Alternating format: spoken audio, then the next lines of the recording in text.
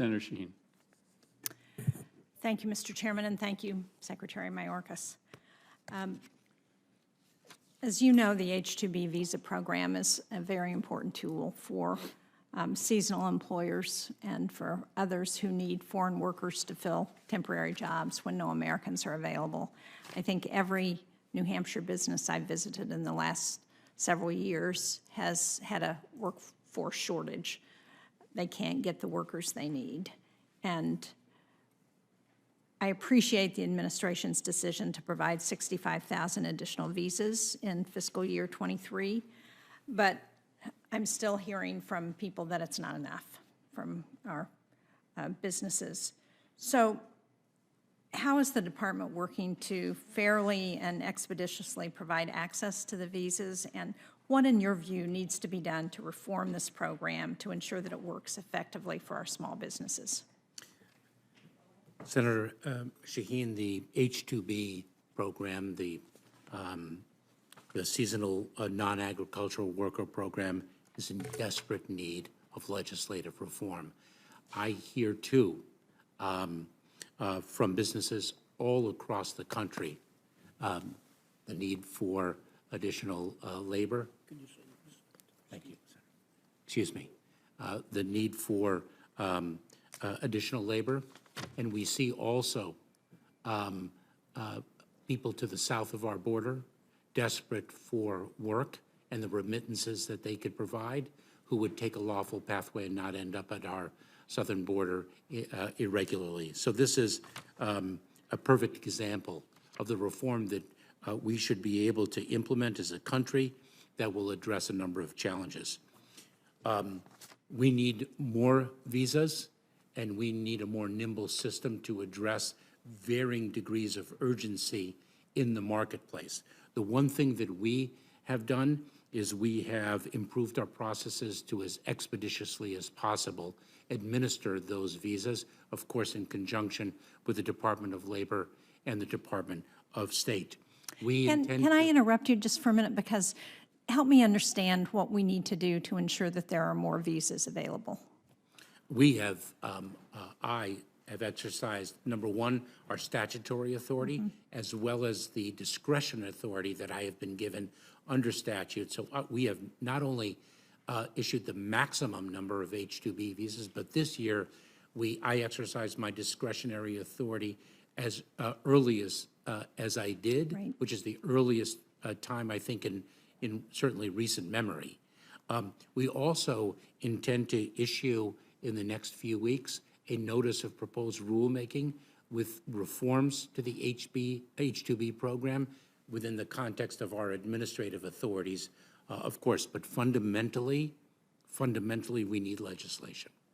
So in order to increase the number above the additional 65,000 that you all allowed, we need legislation to make that happen? Yes, the 65,000 plus the discretionary authority to increase the number, we need legislation. I've also heard from many of my small employers who have had those visa workers coming back year after year that the costs have gone up dramatically this year. Is that a concern that you're hearing as well? Senator, I have not heard of that concern. The concern that I have heard most loudly is with respect to the number of visas available and, quite frankly, the dysfunction that a lottery system creates. But I will look into the cost issue. Thank you.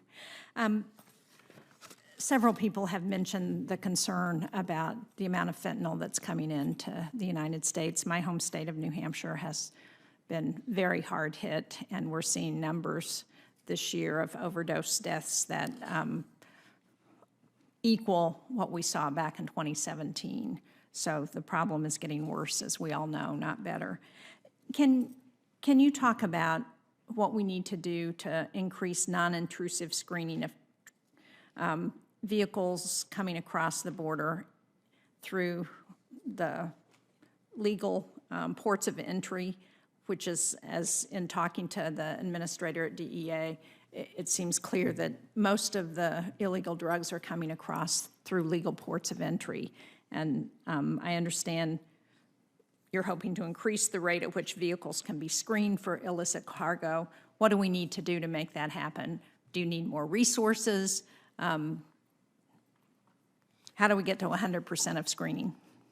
Senator, we need more of the technology, which is why the President's fiscal year 2024 budget has $305 million allocated to it.